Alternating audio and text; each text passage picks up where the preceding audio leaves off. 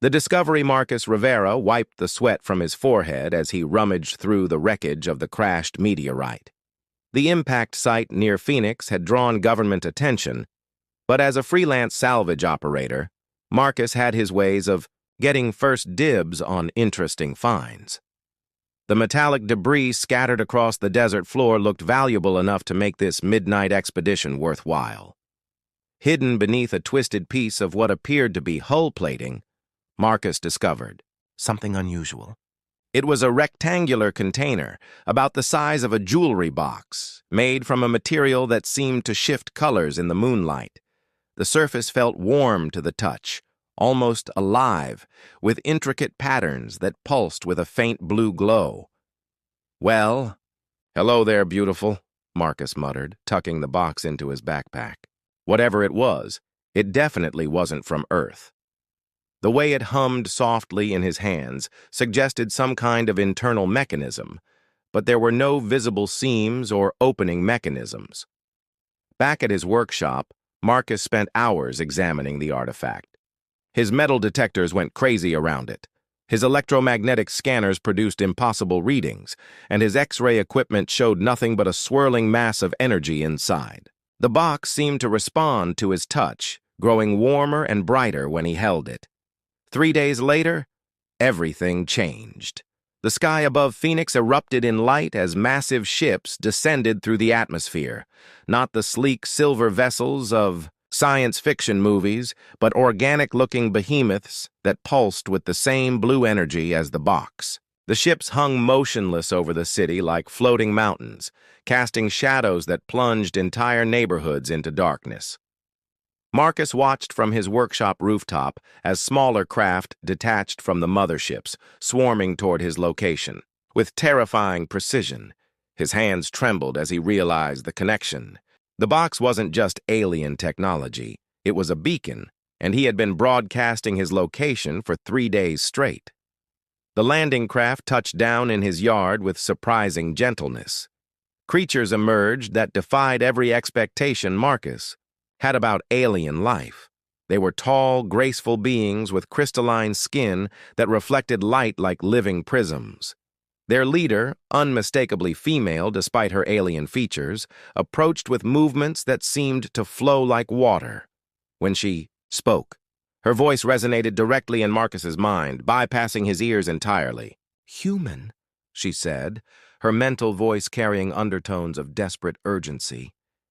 "You possess something that belongs to us, something precious beyond your understanding." Marcus clutched the box tighter, his survival instincts warring with curiosity. "I found it in the wreckage, fair salvage." The alien queen's crystalline features hardened. "That is not wreckage, human. That is a nursery pod. Inside sleeps my child, the heir to our empire. You have been unknowingly caring for the future ruler of the Zephyrian Collective." The box pulsed brighter, and Marcus felt something stir within it, a presence, young and innocent, reaching out with telepathic fingers that touched his mind, with the gentleness of a sleeping infant. The awakening Marcus stared at the alien queen, his mind reeling from the revelation.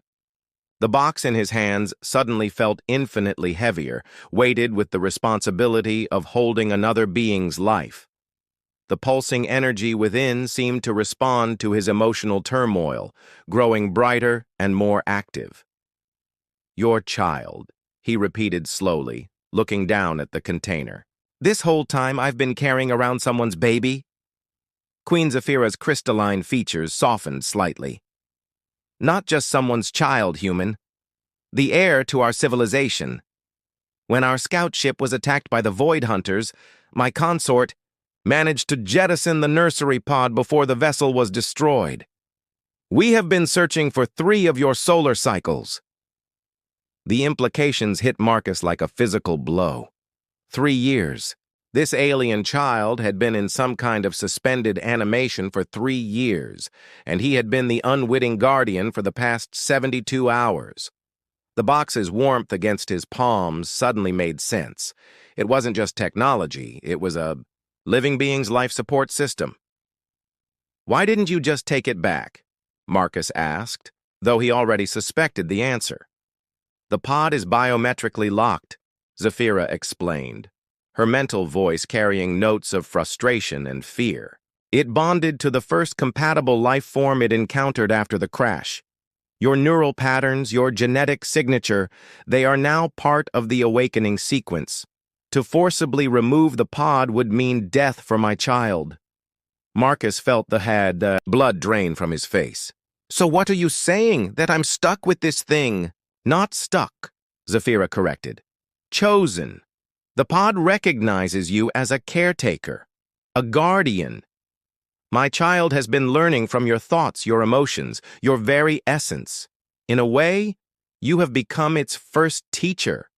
As if responding to the conversation, the box began to change. The solid surface became translucent, revealing a small, luminous form curled within. The being inside was unmistakably young, with delicate crystalline features and skin that glowed with the same soft blue light as its container. Even in its dormant state, Marcus could see the rise and fall of tiny breaths. "She's beautiful," Marcus whispered, surprised by the wave of protective instinct that washed over him. "She?" Zafira's mental voice carried surprise and something that might have been hope. "I don't know why, but yeah. She feels like a she to me." Marcus cradled the pod more carefully, studying the sleeping child within. "What happens now? Do I just hand her over?" "The awakening process has begun," Zafira explained, "but it cannot be rushed. The pod must gradually acclimate her to consciousness, and you must be present for the transition. To separate you now would be traumatic for her developing mind." Marcus looked up at the towering alien queen, then at the fleet of ships hovering over his city. "And if I refuse? If I decide I don't want to be part of this?" Zafira's crystalline skin darkened, and for a moment Marcus glimpsed the warrior beneath the maternal exterior. "Then you doom my child to a half-life, forever caught between sleep and waking, and you doom both our species to war." The weight of the statement settled over Marcus like a shroud. He thought about his simple life, his salvage business, his quiet existence on the edge of civilization. All of that was over now, replaced by responsibilities he had never asked for and consequences he couldn't fully comprehend. But as he looked down at the sleeping alien child, feeling her tiny mind brush against his consciousness with trust and innocence, Marcus realized that some choices made themselves. The bond, the next morning, brought chaos to Phoenix. Military helicopters circled the alien ships like angry wasps, while news crews broadcast live footage of the unprecedented first contact.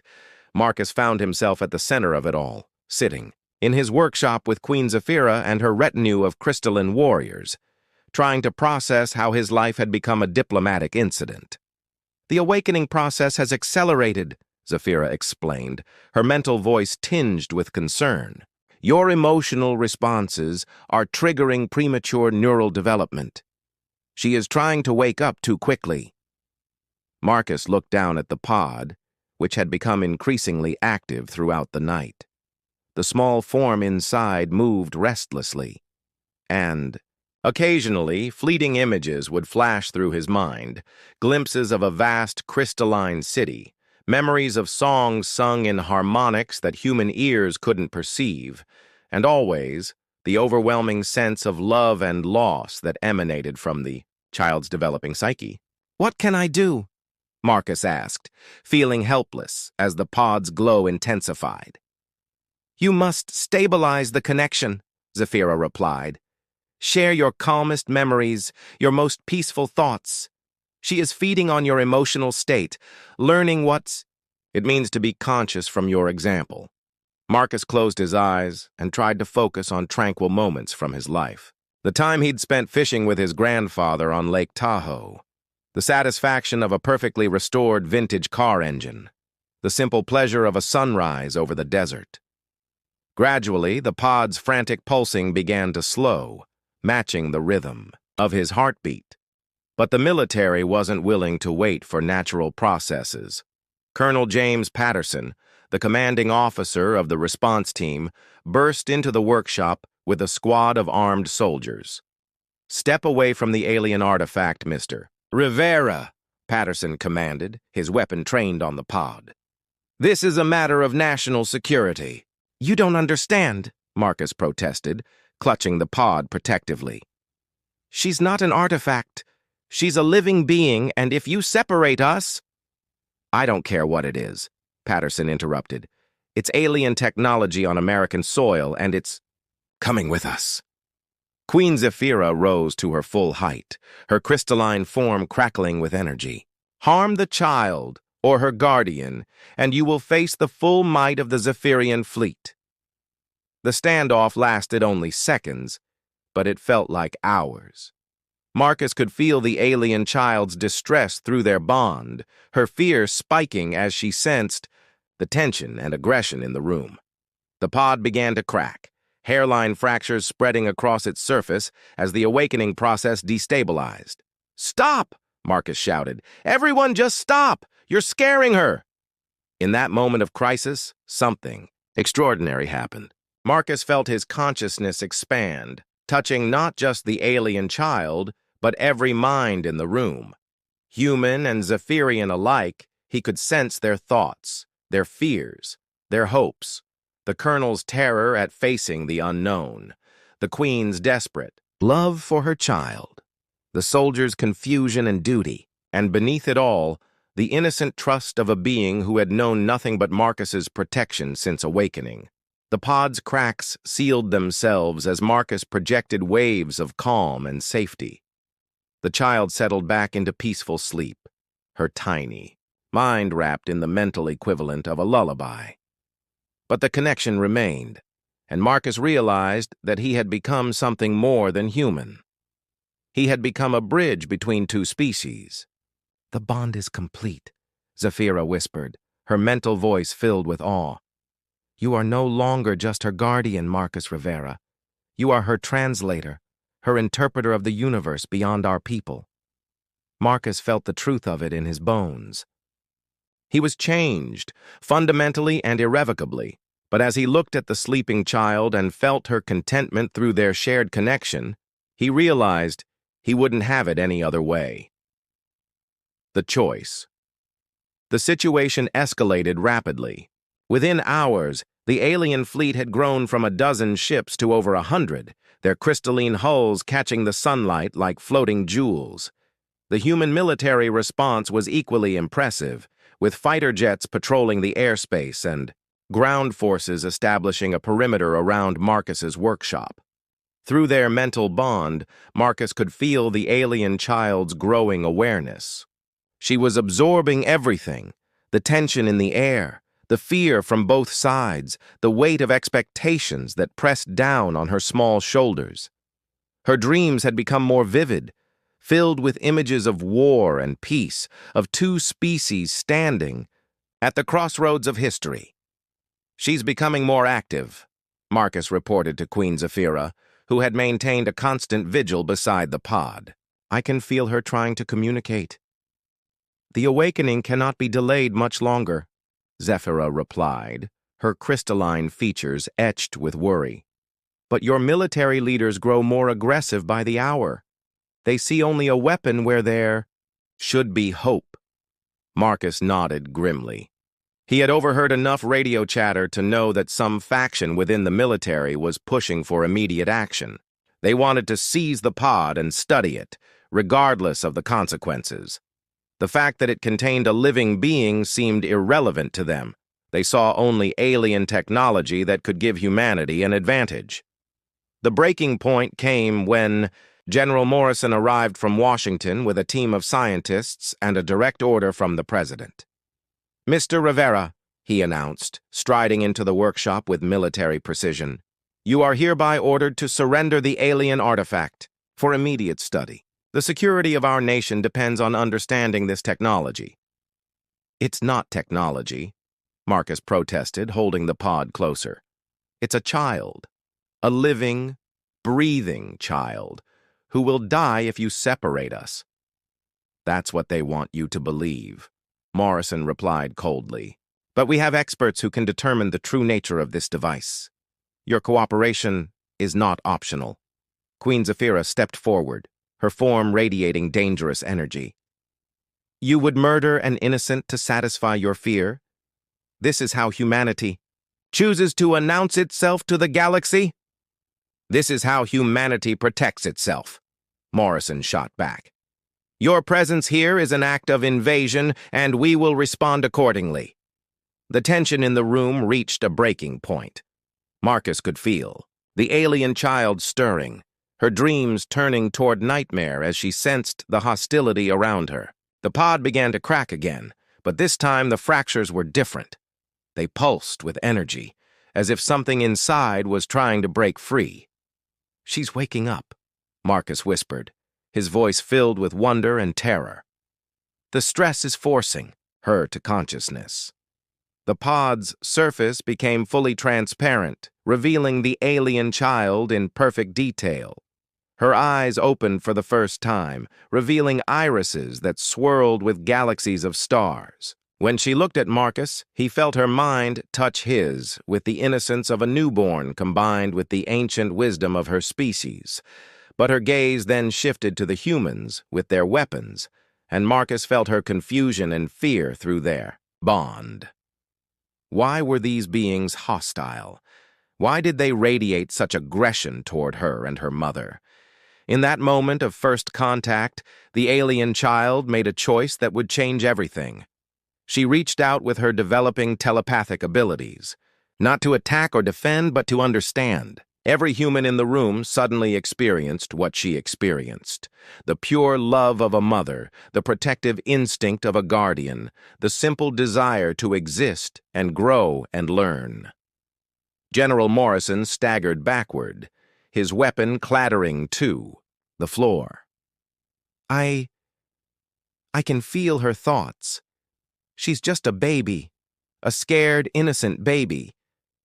The transformation was immediate and profound. Soldiers lowered their weapons. Scientists stepped forward with wonder instead of clinical detachment. The child's telepathic gift had accomplished what hours of negotiation could not. She had shown them her humanity, despite her alien nature. Marcus smiled through his tears as he felt the child's joy at finally being understood. Her name is Lyra, he announced, the knowledge flowing through their bond. And she's going to change everything. The new beginning. 3 months after first contact, the world had changed in ways no one could have predicted. The alien child, Princess Lyra of the Zephyrian Collective, had become the most famous being on Earth. But more than that, she had become a symbol of hope, a bridge between two species that had seemed impossibly different. Marcus stood in the specially constructed nursery within the newly established Terran-Zephyrian Cultural Exchange Center, watching Lyra play with toys that defied physics. She could manipulate crystalline structures with her mind, creating beautiful geometric patterns that sang with harmonious frequencies. But she was equally fascinated by simple human toys, blocks, stuffed animals, and picture books. She grows. Stronger each day, Queen Zephyra observed, her mental voice carrying deep satisfaction. The bond you share has accelerated her development beyond our expectations. Marcus nodded, feeling the truth of it. Lyra was learning at an incredible pace, absorbing human concepts and emotions while simultaneously sharing Zephyrian knowledge. Through their telepathic connection. Through her, Marcus had learned about crystalline cities that grew like living things, about space travel that relied on harmony rather than force, about a philosophy that valued growth over conquest. The integration is remarkable, Dr. Elizabeth Walsh, the lead xenobiologist, commented as she reviewed Lyra's latest test results. She's developing hybrid neural pathways that allow her to process both human and Zephyrian thought patterns. In essence, she's becoming truly bilingual on a species level. The implications were staggering. Lyra was developing into something unprecedented, a being who could truly understand both species, who could serve as a translator not just of language but of entire ways of thinking.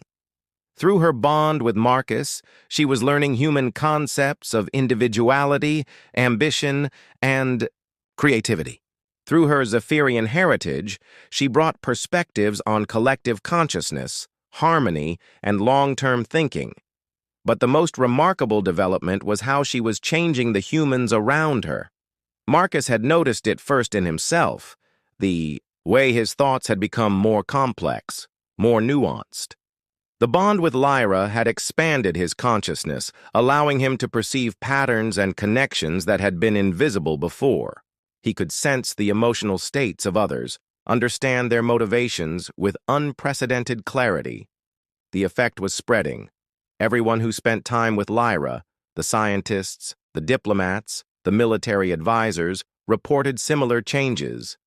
They were becoming more empathetic, more intuitive, more aware of the interconnectedness of all things. It was as if proximity to the young Zephyrian was catalyzing a new stage of human evolution. She's not just learning from us, Marcus realized during one of his daily reports to the joint Human-Zephyrian Council. She's teaching us, changing us on a fundamental level. Queen Zephyra's crystalline features brightened with something that might have been pride. "This is the true purpose of the air," she explained. "Not just to rule, but to unite. My daughter is fulfilling her destiny by becoming the bridge between our peoples." The transformation wasn't without its challenges. There were still factions, on both sides, who viewed the cultural exchange with suspicion. Some humans feared the loss of their identity, while some Zephyrians worried about contamination of their pure crystalline heritage. But Lyra's influence continued to spread, creating pockets of understanding and cooperation that grew stronger each day. As Marcus tucked Lyra into her crystalline sleeping pod that evening, he reflected on how drastically his life had changed. From a simple salvage operator to the guardian of an alien princess, from a solitary human to a bridge between worlds. The box he had found in the desert had indeed contained something precious. Not treasure in the conventional sense, but the future of two species. Lyra's sleepy mental voice touched his consciousness as she settled into rest. "Marcus Guardian?" she whispered in the hybrid language they had developed. "Tomorrow we explore the stars together?" Marcus smiled, feeling the warmth of their bond and the infinite possibilities it represented.